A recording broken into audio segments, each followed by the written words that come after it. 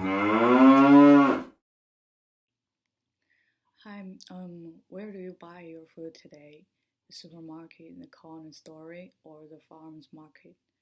Nowadays, food production in the United States is dominated by industrial agriculture. Industrial agriculture began to develop quickly since the Second World War to meet increased need for food. After the war, the US population and the world population increased quickly.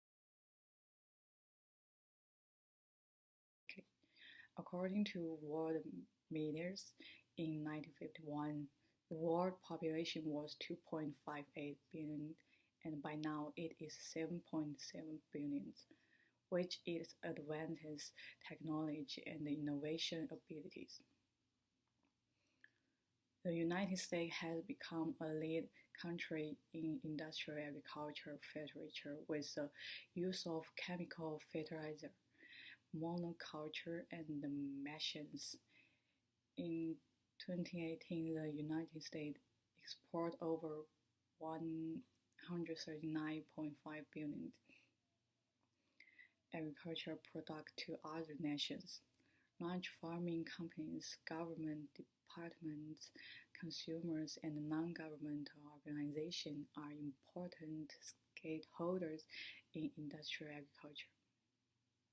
In the United States, four and even fewer firms occupy about 40% of the agriculture market.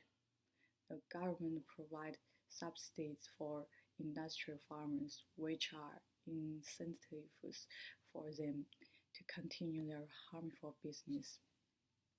However, industrial agriculture has caused many serious problems.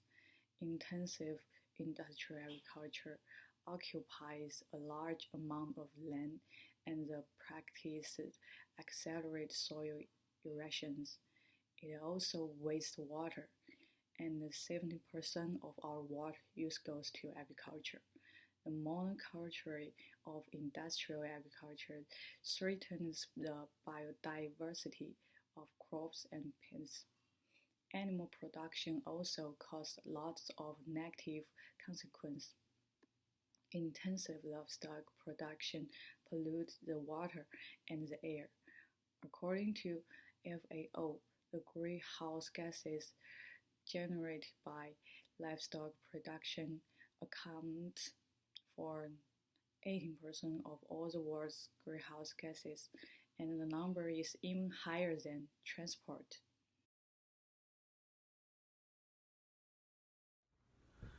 Industrial agriculture is a vector problem with a lot of stakeholders involved.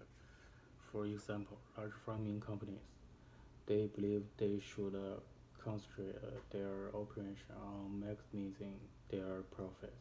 They like to use monoculture farming in intensive raising machines to minimize costs.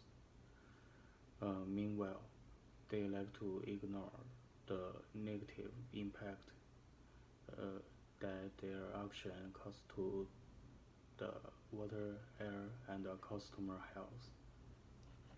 Also, government departments such as USDA government departments will the overall well-being of the entire nation, food security, and economic growth.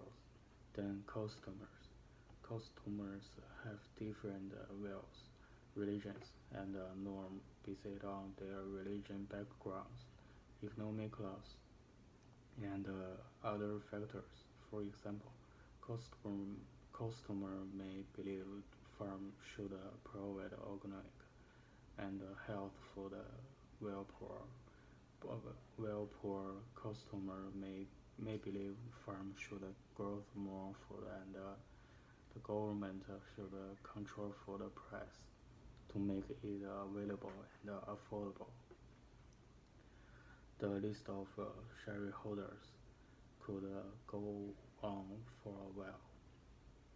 With so many shareholders involved and their conflicting interests, it is not easy to take action to transit good industrial agriculture into a sustainable one. Barriers to transition exist in many aspects. Technical barriers may slow down current industrial agriculture to be translated into a sustainable version. One big source, one big source, one big source of pollution result, but a perfect sustainable.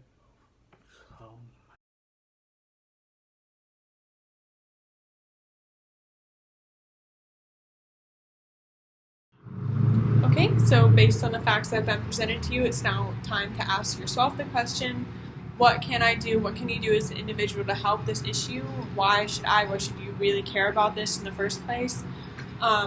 We originally had to innovate food to get where we are today due to rapidly increasing population levels. We just didn't have enough food to feed everyone, and we needed to figure that out. But now that we see the adverse effects of that type of agriculture, the industrial agriculture that we needed to use at the time, it's time for us to push once more forward into the future. We can combine old mindsets with new technologies and create a system that maximizes the potential of the sustainable farm.